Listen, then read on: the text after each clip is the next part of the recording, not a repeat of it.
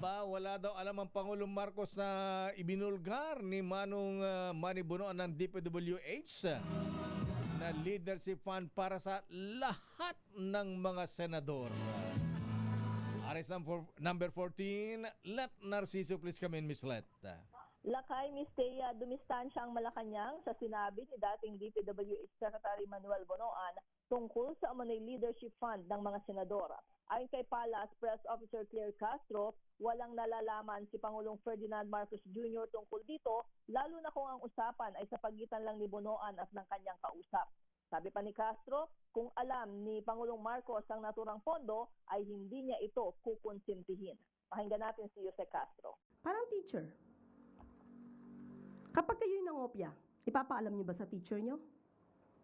Kapag nahuli kayo ng teacher, anong gagawin ng teacher? Di ba, bibigyan kayo ng penalty? So, gano'n lang. Kung alam ng Pangulo yan, hindi niya yan ito-tolerate at hindi yan mangyayari. Pero mga ganito kasing usapan, minsan, lihim. Dagdag ni Jose Castro, maging si DPWH Secretary Vince Dizon ay walang alam sa sinasabing leadership fund. Tiniyak rin ng palasyo na walang ganitong pondo sa 2027 national budget.